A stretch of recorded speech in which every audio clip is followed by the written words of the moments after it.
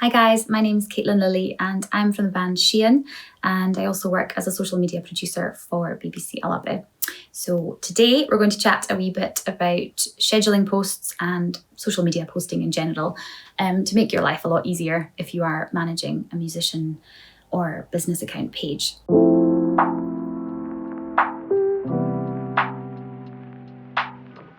So like I said, scheduling is great for planning ahead. Creator Studio, which you can use for Instagram and Facebook, is a fantastic tool. First of all, it's free, which everybody loves. You can access all of your videos that you've ever posted in Creator Studio. You can see the ones that have had the most interaction, and you can repurpose them in the future if you like as a kind of throwback. And you can do this all within Creator Studio via scheduled posts and published posts as well, and drafts. So there's three different folders there in which I use day to day for the BBC Alabi accounts. They allow you to do cross-posting. Under settings, there's a way to connect your Facebook page up with another business page, which will allow you to cross-post with them. You will then have access to videos that you have been selected to cross-post via publishing tools, and under videos you can cross-post, which is essentially posting someone else's content but getting the insights and stats for your own page as well as theirs. So essentially you are reaching a wider audience. That's a great and one of my favourite tools in Creator Studio. You can plan ahead, you can plan a campaign, and if you are on tour and you want to make sure posts are going out, this is the way to do it. So for me, Creator Studio is great for Facebook and Instagram. You can choose when you want your posts to go out, what time they go out, and you can also check when your audience is most active online. So for instance, at the moment, they seem to be more active at 1 p.m. In my experience. I think that might be to do with working from home and losing motivation throughout the day. But I would tend to post a video at 1 p.m. knowing that my audience is at its most active at that time. And I don't have to worry about it. I know it's going out at that time. And I know that the likelihood of it getting good engagement is quite high, given that that's when they're most active. So yes, it allows you to post at optimum times, and you can see that as well through settings, going into analytics and checking your insights. So for Instagram, Creator Studio is also super handy when it comes to posting Instagram TV and grid posts.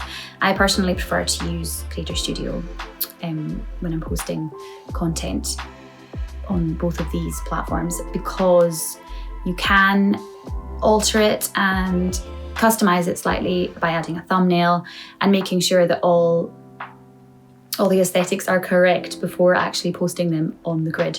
Whereas if you go via your phone app, you won't know what it looks like until it's been posted, and you can't edit the thumbnail after it has been posted. So I would always go Creator Studio over posting via the phone.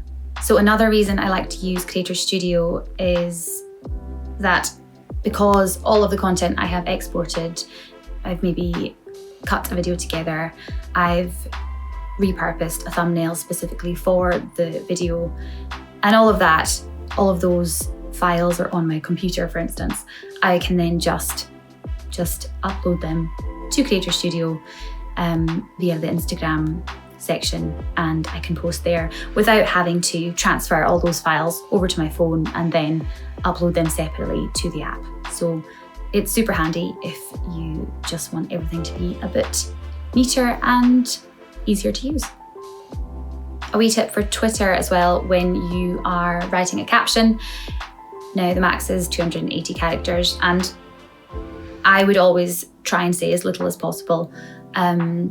So for instance, if you have a photo to go along with the post, you can tag promoters, photographers, whoever you want to mention or give thanks to in the actual photo, is instead of writing more in the caption, because at the end of the day it always looks a little bit neater and more presentable, I would say.